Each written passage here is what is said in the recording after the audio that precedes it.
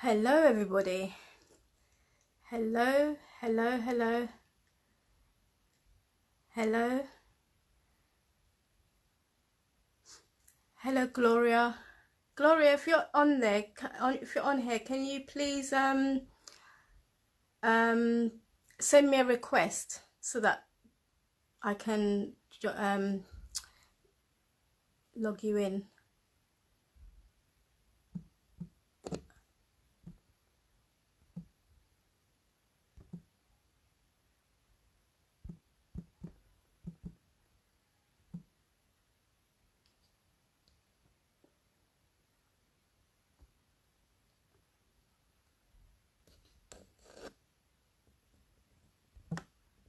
Hello, hello, everybody.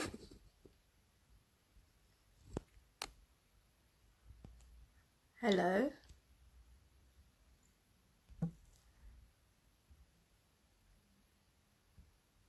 hello,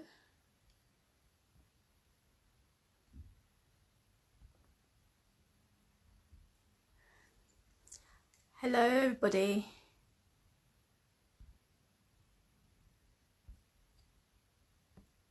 Hello, Gloria.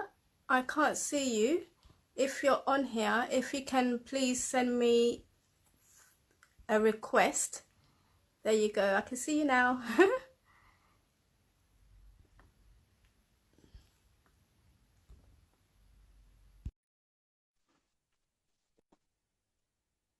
Hello, everybody. I hope everybody's doing well.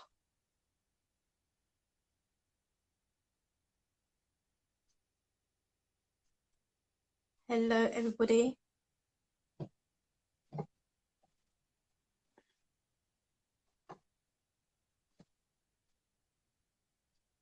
Hello. Thank you all for coming. Hello. Hello, Gloria. I've accepted. It says waiting for, so I think it's still waiting for you to join in. I'm not too sure if you've seen it.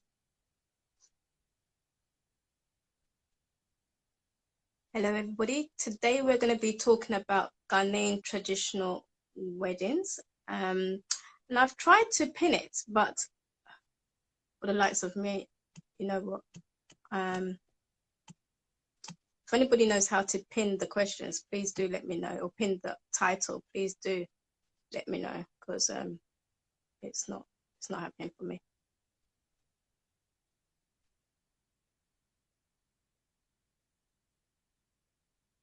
Hello, everybody. Hey. Hello. Finally. I know. I was getting a little worried there. I was like, okay, what do I need to do? What's not working? How are you? I'm fine, thank you. Good. Do you know how to pin the question? Because I've tried, and for the likes of me, I don't know how to pin the title. I did. I've done that before, and I didn't quite figure it out. I've never quite figured it out, so I don't know. Okay, well, I've done it somehow, but not pinned it. So, viewers, you're just gonna have to bear with me. It's technology nowadays is something else. Oh dear. Well, thank you, Gloria, for joining us. It's a pleasure having you here.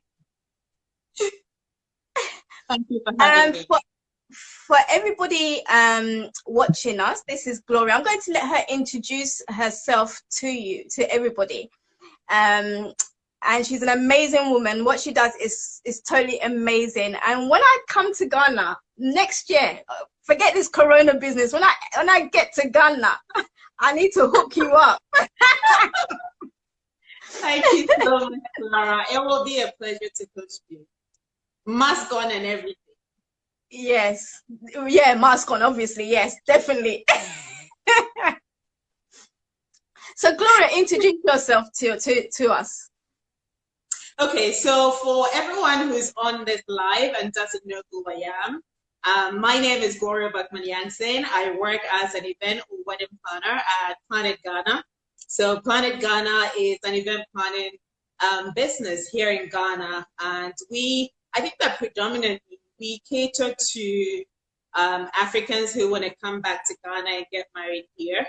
But then we also serve the local community as well. So weddings, corporate events, and other, social events or parties. We plan all of those events that you see on our site.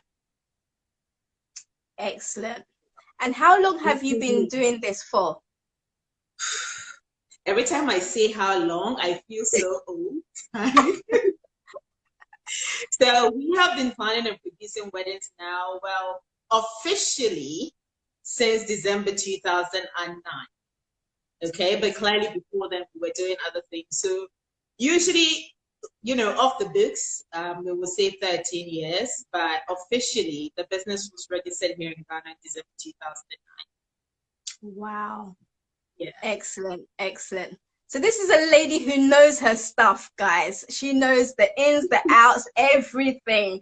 So if you're having a wedding in Ghana, you need to hook this lady up. Hook her up. Thank you. So today we are going to be talking Ghanaian traditional weddings.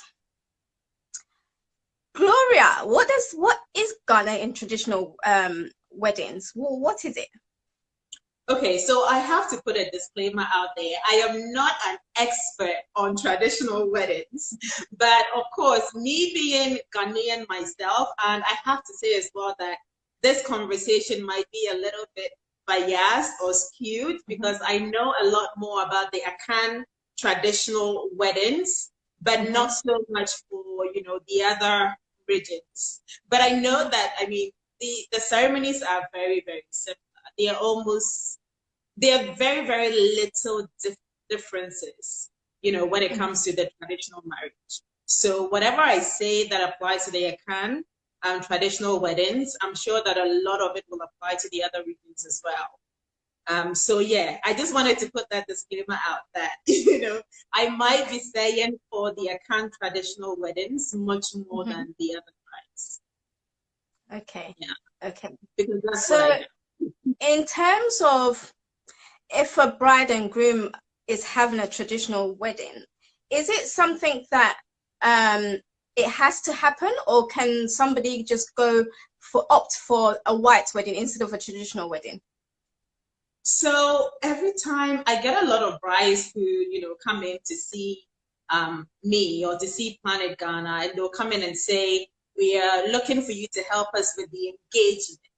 And a lot of the times, there's a confusion between the Ghanaian traditional wedding and the Western wedding. But the thing is, when you get married and go through the ceremony that, we know for the Ghanaian traditional wedding, it's actually not even an engagement. It's not an engagement at all. It's a full wedding that is recognized under the laws of Ghana. So you could just decide to have a traditional wedding and not have a white wedding, and you're married legally. It's accepted that you both are married. Your parents know that you both are married, and you can literally just go ahead and live together and do whatever. In the past, what used to happen is, well, okay, let me start from here, going ahead of myself. So when we talk about the Ghanaian traditional wedding in the Akan setting, it's broken down in four different parts, if you like. So the first part is, you come across each other.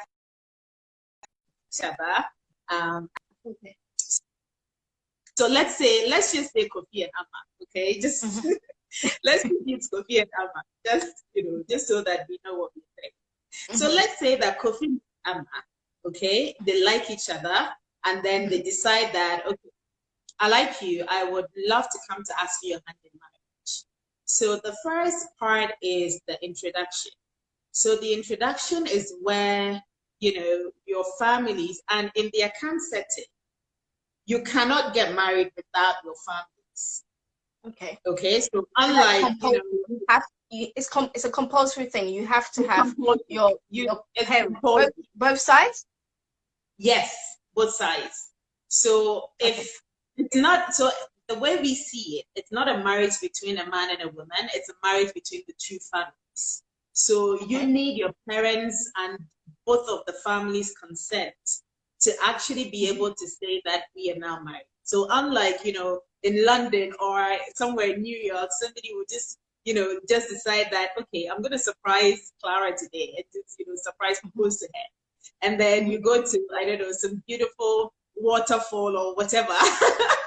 And then, you hide a ring in your pocket, and then she turns around and you're like, one knee on the ground, and you're like, will you marry me, Clara? And then that's it, you're engaged. It doesn't happen like that. It's not like that. No. Okay. So even if you do all of that stuff, it's not considered. Like, you've, in the Ghanaian terms, you haven't done anything. Okay. It's not recognized. It's not recognized at all. What you have to do is, the gentleman has to, say to his family that we are looking to get married. I have seen Amma. I really like her. I would like to go to ask for her hand in marriage. Okay? And then the family is a representative supposed to book an appointment with their family. Ideal scenario is when the parents are also available. But if their parents aren't there, whoever is acting in their stead can also, go ahead and meet the family. So they need to book an appointment and go meet the bride's family to introduce themselves. Because the assumption is we don't even know who you are. Like, we fear with him, in the account, we fear with him. What family are you coming from? We need to be sure that our daughter is being married into a legitimate home. So this is what happens. You book an appointment, and then there's the introduction. The introduction is where both families get to know each other.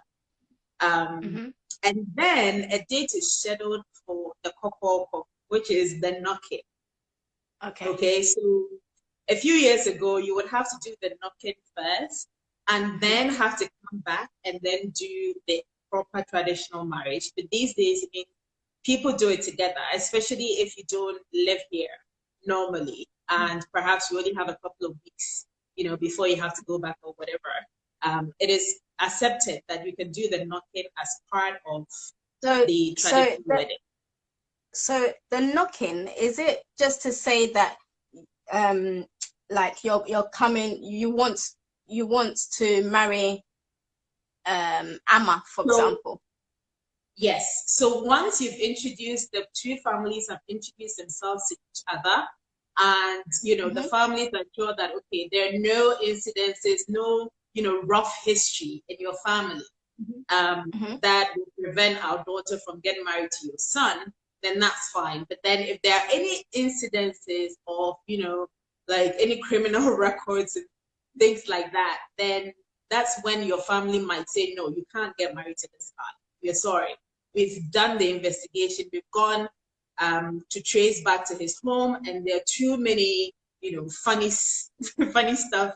There's too much funny stuff happening in this family, so we don't want you to get married to anybody in this family. But then, presumably, everything is fine. They're happy for you to get married, and that's when officially we set a date for the kokoko, which is the knocking. So the knocking is another ceremony that would usually come before the traditional wedding. And this is when we are saying that, okay, we have a cis gentleman into our family, in the same way as we are hoping that you accept our daughter into your family. And then normally drinks will be exchanged. So normally the groom's family will bring drinks to the knocking. Right? And once the drinks are accepted by the bride's family, then that's when officially she's your girlfriend. Like, you are literally courting. That's when the families have accepted that you are courting. Now we know you. So if we see Amma with anybody in that corner somewhere, you question Amma if she's not with you. Okay? So that's what it means. So once the knocking has been done, and the knocking is really simple, like there's no big ceremony.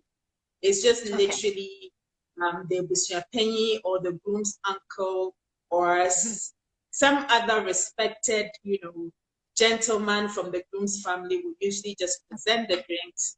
The bride will say, yes, I'm happy for these drinks to be accepted or not. And then once the drinks are accepted, then an official date is set for the traditional wedding. So that's the third part. Okay, so the first part is introduction, getting to know the two families, getting to know each other. The second part is the looking or the kokoko.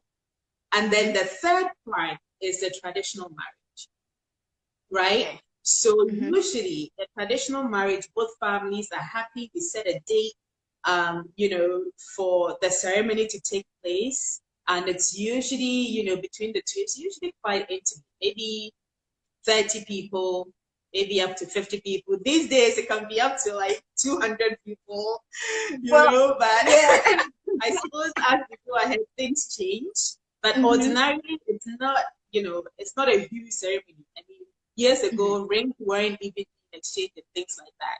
And you would be considered legally married. That's it. You are considered legally married. But then in recent times, we've introduced things like rings, the blessing. The blessing is the fourth part. So during the traditional wedding, the first thing that happens is that the groom's family will come and they will hypothetically knock on the door. Okay, so that's when you hear the ago. Okay. And that's just, symbolic to represent, in Ghana, you don't just go into somebody's home. I mean, just like anywhere else. You have to knock and then be welcomed in. And so the groom's family will come, they will knock, they will be asked to come in, and then they'll be asked why they're here. Like, one memory. In accountants, you'll be asked, and then that's when they will go ahead. So usually when the groom's family are coming in, if the bride's family have already met the groom, then usually the groom won't even accompany them when they are entering. It will just be the groom's family. So they'll come bearing gifts, they'll come with a dowry, and the dowry really is just again, it's just supposed to be a symbol. It's a symbol of appreciation to say thank you so much for raising such a beautiful, respectful young woman that we are hoping to be able to welcome into our family. So it's just, the diary. Is that given? Is the male given a list beforehand so that he knows what to bring? Yes, sorry, I forgot that part. So usually at the knocking or at the introduction, right? Either after the introduction or after the knocking, the groom's family or the groom himself will be given a list of things. I think the thing is, it's just sad that these days it has become, sort of like, it's almost like we are selling this. Some families just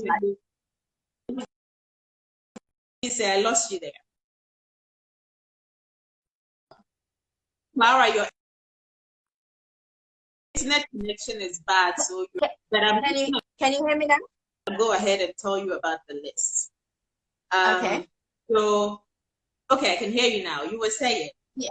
I was saying that's how it comes across. Like you're more or less you're selling the woman. That's how it looks like. I know, which is really, really sad because it's not supposed to be like, people say, go and bring $100,000. Go and bring a ticket to France. Go and bring this, go and bring this. Like, it is so ridiculous because that's not the intention at all. And usually it's just a token of appreciation, to say, thank you for, every contribution that you made to this woman's life to make her who she is today, right? So the dowry is just supposed to be like, a few pieces of cloth, and then usually it's a sum of money for the bride's father, the bride's mother. You usually will also include drinks, so schnapps, there's something called a trinsa, or head drinks in little terms. Okay. So In that means all the of head these money. things, So that means the head there's money. drinks, head drinks, the trinsa. The head drinks. Okay. Head drinks. Okay. Yes. That's how I can translate it. I don't know which other way to say Yeah. it. So the head drinks, right? And all of these usually be packaged inside of the suitcase from the money, of course.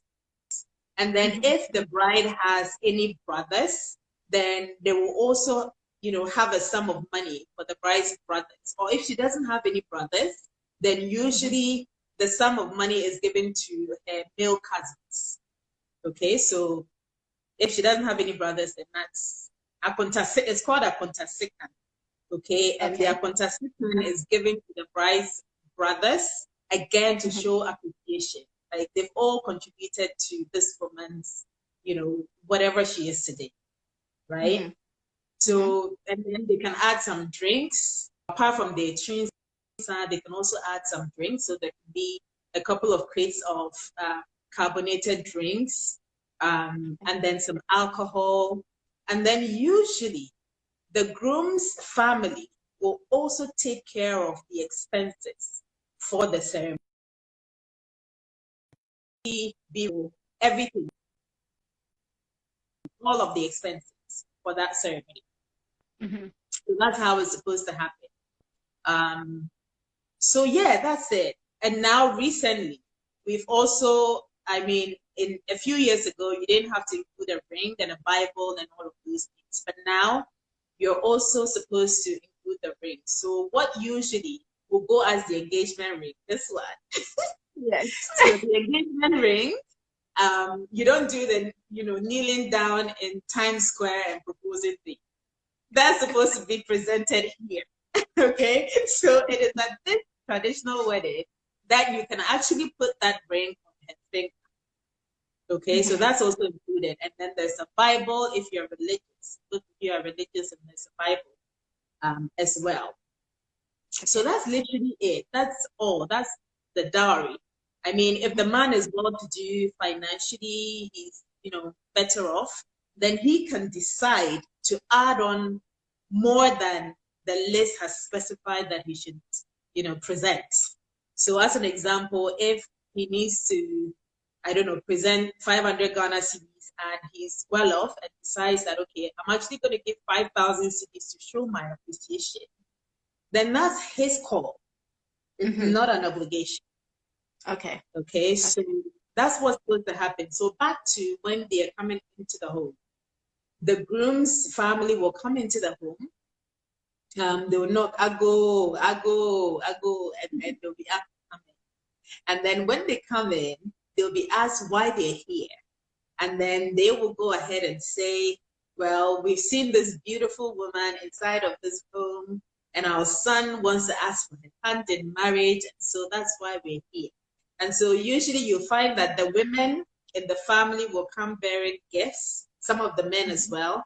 They'll come bearing, the cloth on their heads, and anything else. Sometimes they'll add, an adekrastu, something. All of these things are just, symbolic to say we are presenting these gifts to say thank you, and also to ask for your daughter's hand in marriage.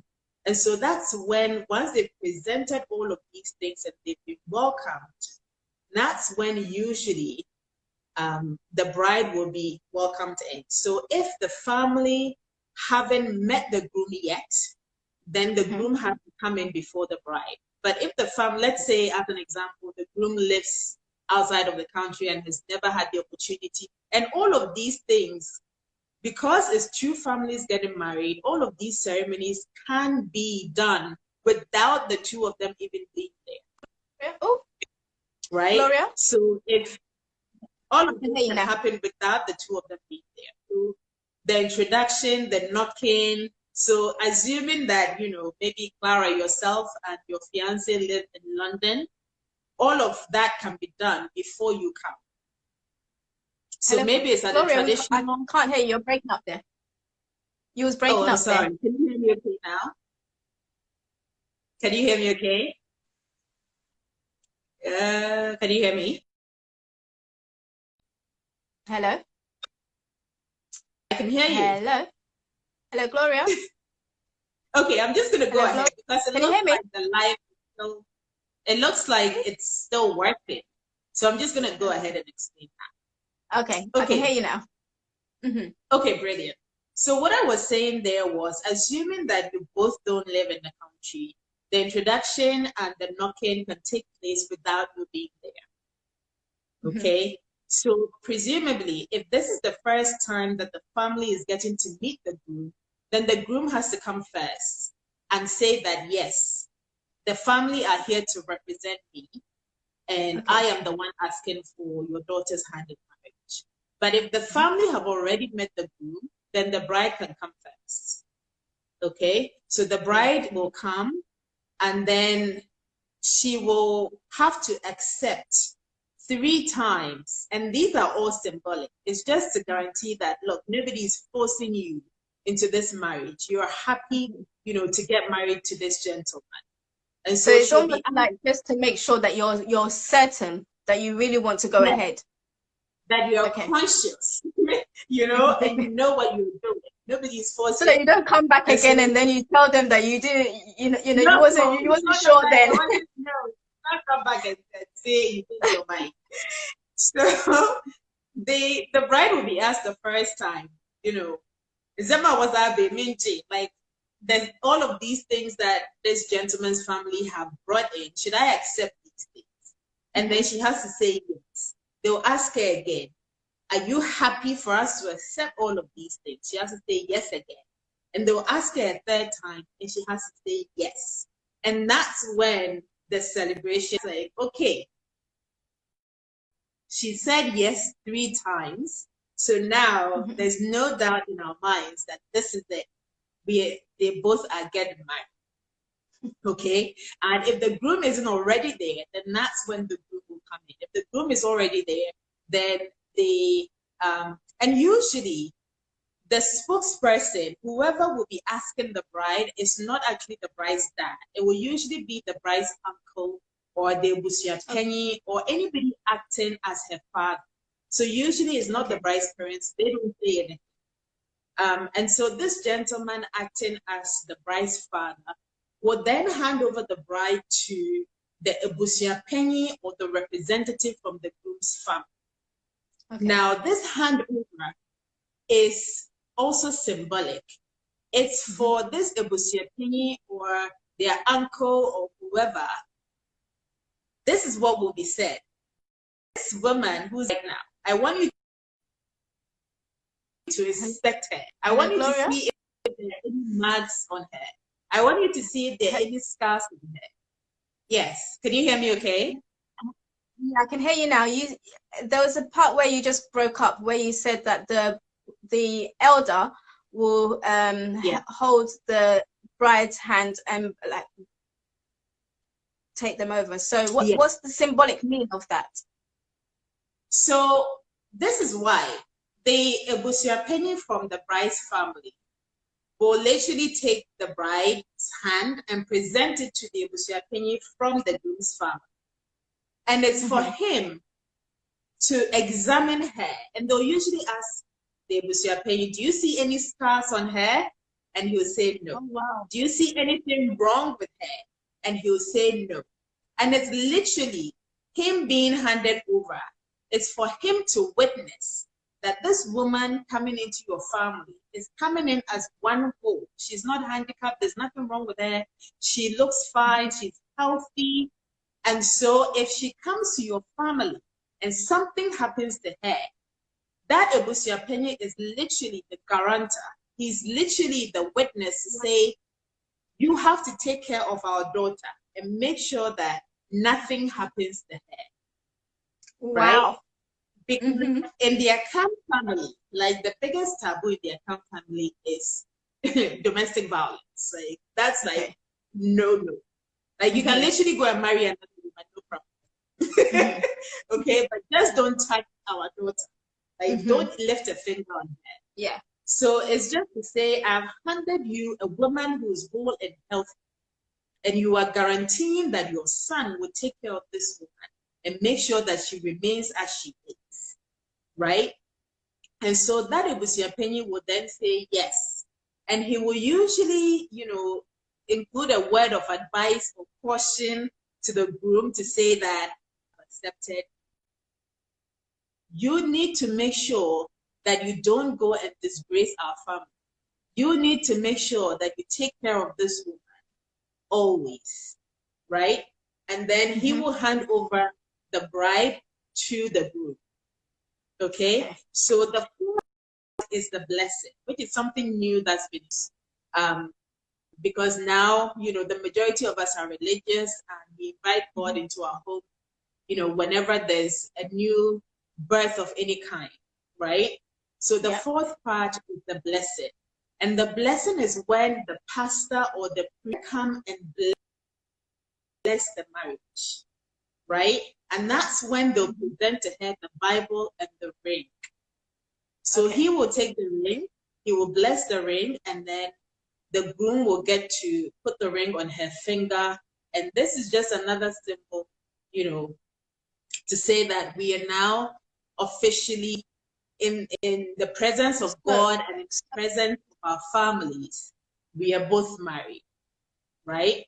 So now that that's it, and that's it really. And at this point, then, there's a lot of drumming and dancing.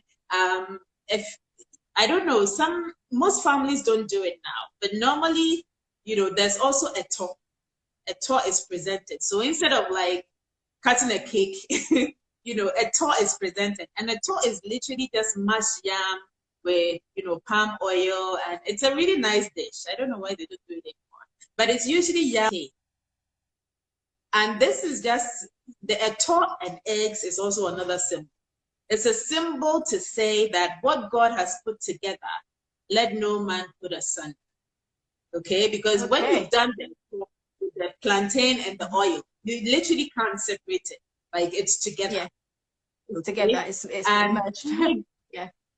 Yeah, the eggs are also a symbol of new life, fertility, and things like that. Now people don't really do it. They prefer to cut a cake. But hey, that's what their tour is for.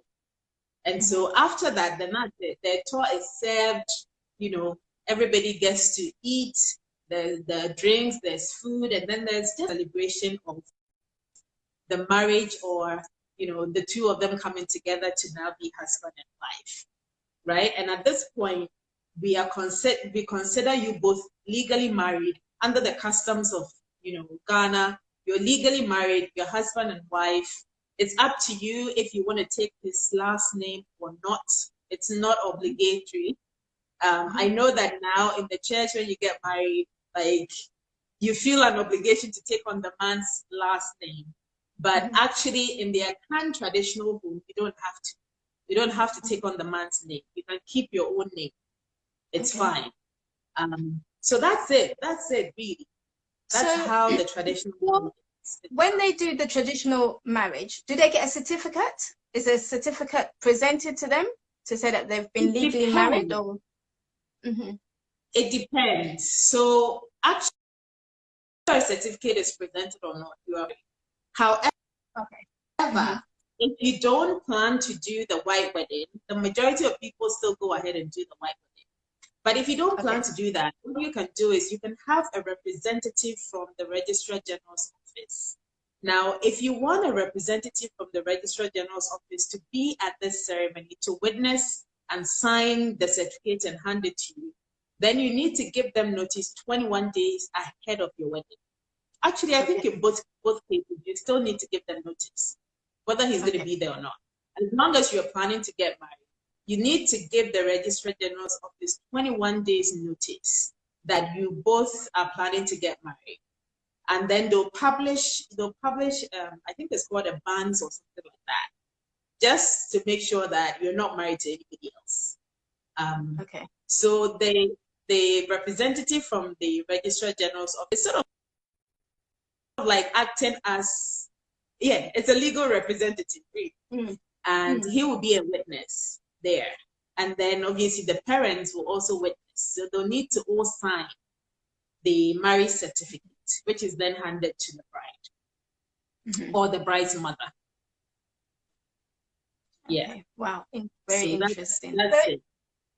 is there any traditional clothing for this? Do they? Yes. Yes.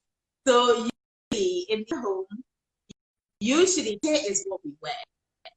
So you'll be expected to wear kente unless for whatever reason you opt for something else. But usually most of the immediate family will be in kente.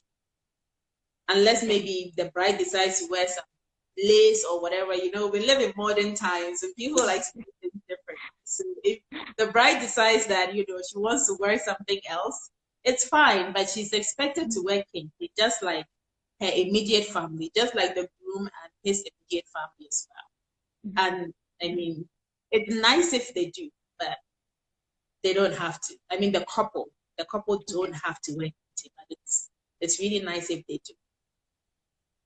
So what if, let's say, the man is Ghanaian? Is he expected, and the person that he wants to get married to is a non-Ghanaian? Sorry, you're breaking off, Clara. I can't. Can you hear me? Can you hear me now? Yes, I can. Okay, so supposing if the man is Ghanaian and the person he wants to marry is a non-Ghanaian, is he expected to carry out the traditional customs? Yes. Okay. Yes. So as long as the bride is Ghanaian, then yes, because you have to go through the same process to ask for her hand in marriage. Brian, I see you. I'm just reading the comments. Funny. I see you, Brian. Yes, if the lady is Ghanaian, then you have to go through the same, because the ceremony is really a ceremony to ask for her hand in marriage. So unless on the flip side, if the lady is Ghanaian, if the lady is, let's say, Caucasian, and the gentleman is Ghanaian, then he coming to ask for her hand in marriage will have to be her traditions. Caucasian, and the man is Ghanaian, he doesn't have to do the Ghanaian traditional wedding unless she wants. Okay. Unless she wants that. Okay, so then it will. So on that side, ceremony, it's not compulsory. No, it's not compulsory. Whatever ceremony you do is determined by the bride and her customs and traditions. Right? So as long as she's Ghanaian, then yes. It doesn't matter where the man is from. You still get to do the same process. So once the traditional marriage is up, and I know some men, when I ask this question, some men will be like, yes. But what so when the traditional marriage is finalized, can the groom take the bride home then? Yes. So in most Akan homes, and I'm sure that this applies to the other tribes as well, once the traditional marriage is over, you're literally packed off. So yeah, bye, see ya. Because you're married now. So why are you still in your partner's home? So once you're married, so yes, Ghanaian traditional marriage is over.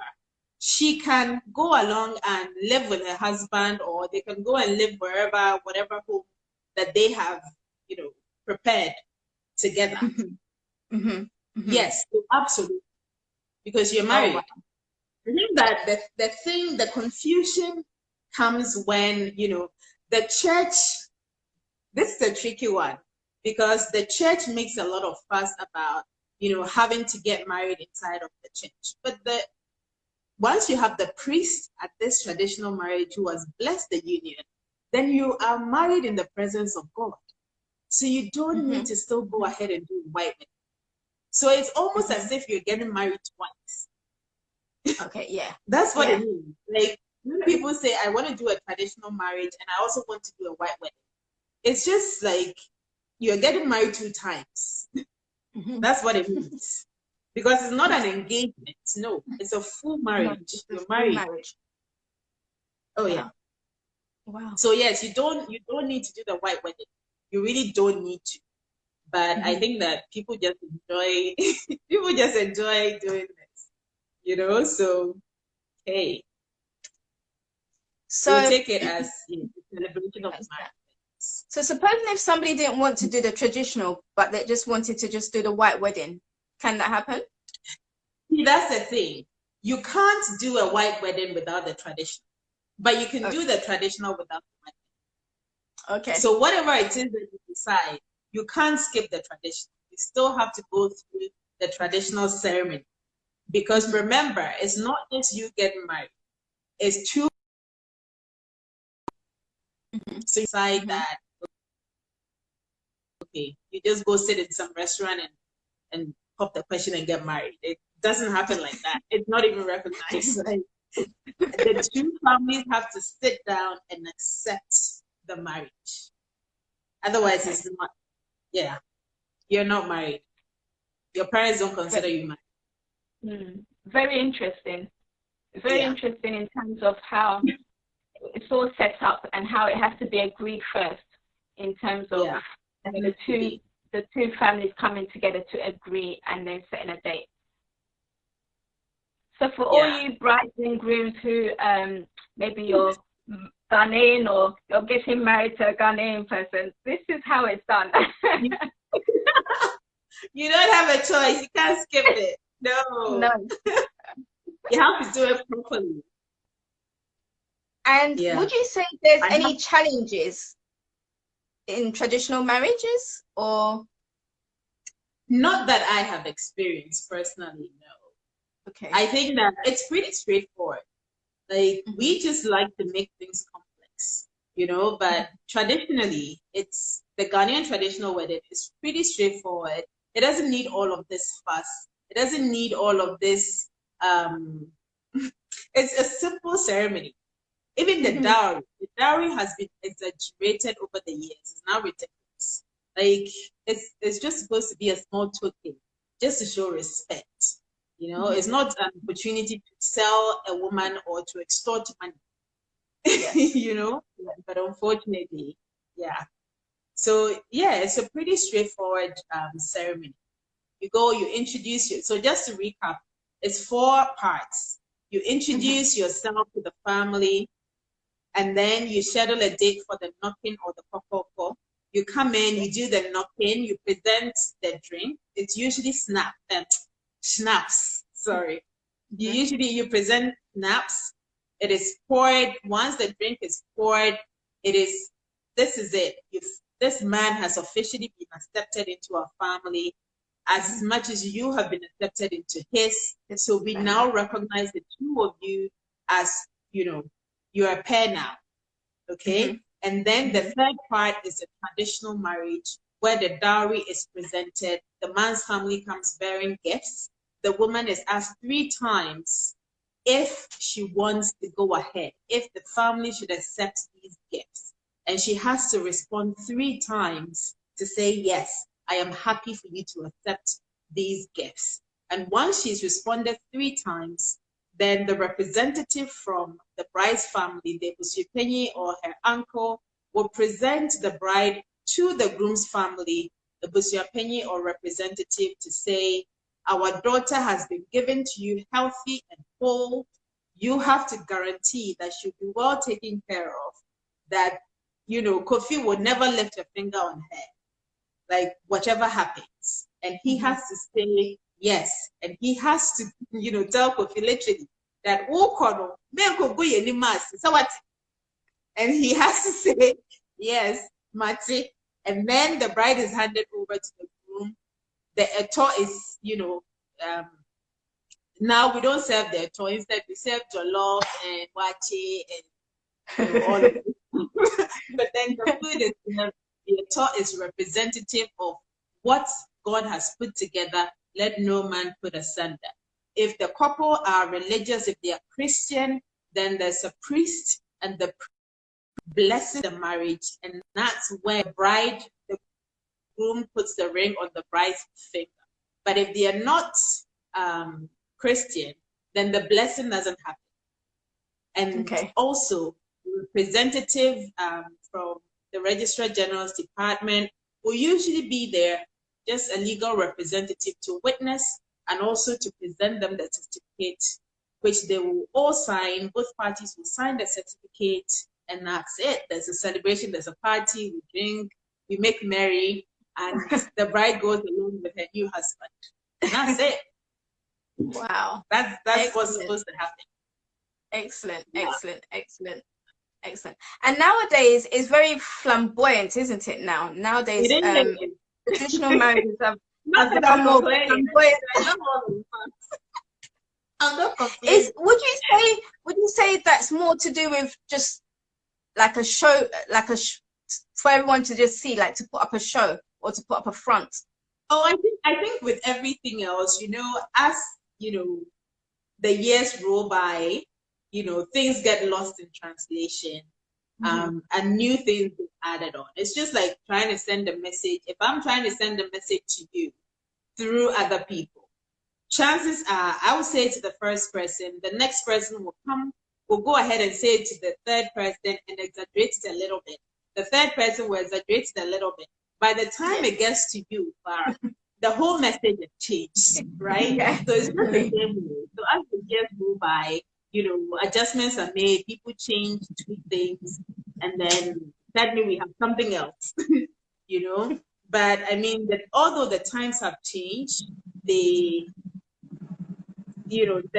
roots of it haven't changed, so still all of these things will take place, even if it's, more flamboyant or it looks more modern or whatever, all of these things will still happen. Yeah. All of these things will still happen. Excellent, excellent. So I know that Ghana now are having weddings up to 100. Is that right? Yes, that's correct. Yeah. Okay. So you can have a wedding now for 100 people. I mean, the challenge with that is, like I said, for the traditional wedding especially, it's usually a very intimate affair. It's usually done at home, and I mean, 100 people is a lot of people to host at home. Yeah. Especially now that we have social distancing protocols, you need to space people out 3 to 6 feet. And so that means that if you really want to go ahead and do a traditional wedding now, you probably can't host 100 people inside of you. Yeah. Maybe you have to just host the immediate family, maybe 20, 30 people, which was originally the case anyway, So you just have to reduce the numbers, because there's no way, unless you live in a mansion, there's no way you can host 100 people inside of your home. Yeah. So yes, you can have 100 people, and traditionally, the ceremony has to take place in the bride's home. So a lot of parents don't allow for you to have a traditional marriage outside the home, because again, it's symbolic. You've come to take the woman from her home. But then if you have the traditional marriage in some hotel ballroom, if you have neglected the importance of coming to marry this woman from her home. So the majority of parents don't allow for you to do the traditional marriage elsewhere. So that's why, you may say to your parents that you want to have a ballroom, and they'll say no, and you get upset.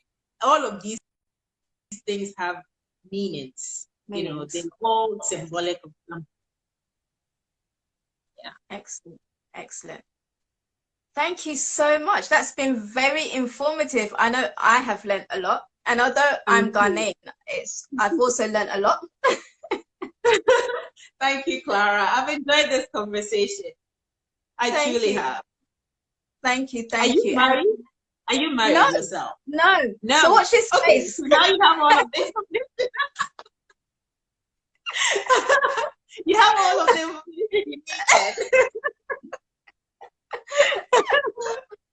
Cool stuff. Has our viewers enjoyed the discussion? If you've got any questions, please type in the box, and so we can answer them before we allow Gloria to enjoy the rest of the evening. Thank you. Oh, someone is saying very informative. Thank you, Gloria. Oh, thank you, Diane. Thank you so much, Diane. I'm glad you found me. So, yes, Diane. So we've learned a lot, a lot. I know Diane very well, and she's from the UK. So we have learned a lot, Diane, haven't we? We've been calling on Gloria for more tips. This, I was thinking, how come I haven't even shared any information about traditional? Like, when you sent me the message, and then I sat back and I thought, oh, wow, I have never actually even shared this information.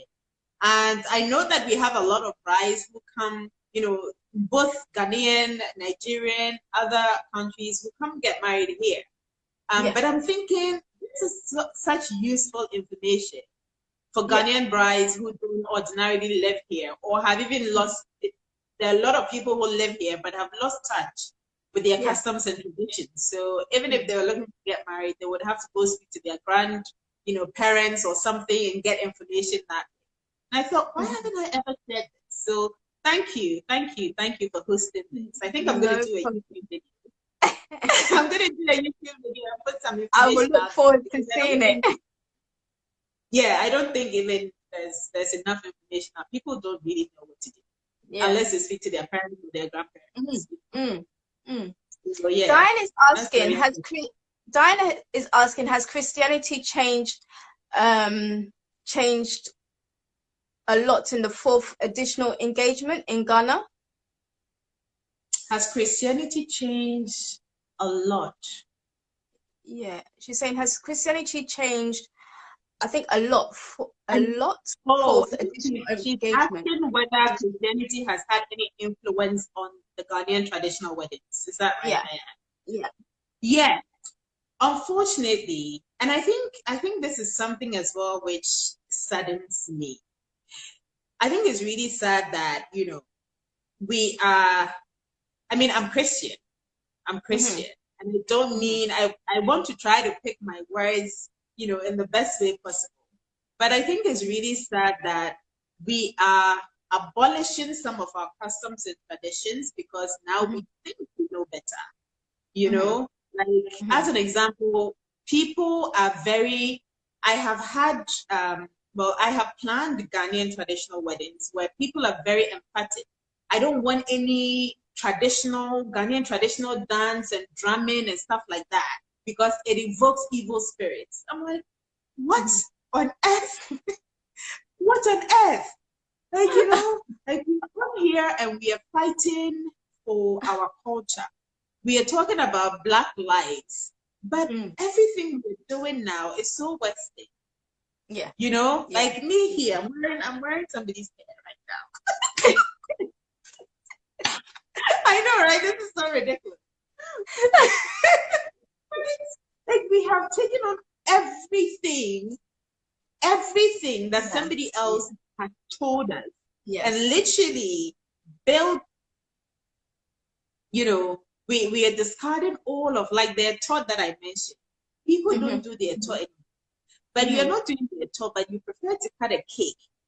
The cutting of the cake is symbolic. Yes. In that culture. In that culture, yes. It's a tribute to their God. Do you see what I mean? Like you're not eating the toe and egg because you're like, spirits. Yeah. But the cake that you're cutting surrounded by it's also symbolic. Yeah. It is symbolic. It is to appease their gods. Yeah. Do you see what I mean? It's not even God, the goddess of that culture. That's what it is. So, we have to be careful that we don't adopt everything and then we call it siatra. What's siatra? Yeah. You copy overboard. Yeah. And now you don't even regard your own culture and traditions anymore. Yeah. Like, I think it's so sad because I think it's so beautiful. Like, I love traditional weddings. It's so, I mean, not to say that I don't like white weddings. I got married in the church in a white gown too. Okay? It's beautiful, yes. But it's not to say that because of that, we should throw away our own traditions and our customs. No, no. I think that it's more of an awakening, more of a conversation, more of researching to find out why these things were done. And you know, for the guys, they will be happy because you know, for a lot of guys, they usually bear the right. So usually, if you're getting married, the guy will pay for the traditional wedding. The guy's family will pay for the traditional wedding, and then he will also have to take care of the white wedding. You know, which can be a lot, and it's because of that a lot of young people are like, not ready for this. Yeah, you know? that's why it's not necessary. If you want to do it, that's fine. It should be a personal choice. It shouldn't be obligatory. It shouldn't be mandatory. Yeah. Excellent. That's what I think. Thank you so much, Gloria. It's been excellent today. Excellent. And we'll do more of this. Thank you so much. Thank you. Are you going to save this video? Yeah. You will. Okay, great. Yeah. Okay, great. Oh, I hope before we get to see it. And before we go, we've got somebody asking, what are some of the most popular items of the bride's family request on their list? Okay. So usually, like I said before, it's usually a very simple list. So you have the bride price, okay, and the bride price, and that's usually a sum of money that the groom's family present. Again, like I said, it's not supposed to be like $1 million or $100,000 or something ridiculous like that. It's just a small token of appreciation to the bride's family. So you have the dowry, which is cash, and then you have the trinsa, or the head drink. That's the only way I can say it. The trinsa, the head drink. So you have that, and then you usually will have a suitcase with cloth. So usually it will be 12 yards. 12 yards. So you know our African prints usually come in 6 yards and they come in 12 yards. Yeah. So you will have about maybe 6 of the 12 yards, about 6 of the 6 yards, right? And then any clothing that you decide to add on to that should also be African wear. Okay, so you have that. And then you also have drinks. So there are additional drinks that are also presented. You have jewelry, you know, so you have nice, valuable jewelry to present also. That's all inside of the suitcase. Sometimes people add cooking utensils, you know, assuming that the bride, this is a new kitchen that the bride is going into, so she has nothing to cook in. So cooking utensils are usually included as well. And then the groom's family also need to bear the costs for any food and drinks which are presented at the ceremony. And if they are Christian, then he's also expected to present the engagement ring, which is actually is not an engagement. You guys are getting married. So he usually will also be required to buy the ring and also buy the Bible. Okay. And then if she has any brothers, then he will also pay the apuntasikan. The apuntasikan is also just a sum of money to appreciate her brothers who are taking good care of her, have contributed to her life. And if she doesn't have any brothers, then it's usually given to her male cousins. So it's supposed to be something really simple. Yeah. Nothing extravagant, you know, but then if the man is very wealthy, then it's almost like, you know what, I really value this. I am happy that you have accepted me into your family. And to show my appreciation, I am tripling the items. I am quadrupling the items just to show my appreciation. Yeah. So if the man is wealthy, that is his call. It's not an obligation. He then decides, or his family then decides, that, you know what, let's give them a lot more than they even asked for. Because listen, you've got a good woman, you know? But traditionally, it's not supposed to be anything major. It's supposed to be something really, really simple. Yeah, it's not by force. It's not by Not force. force.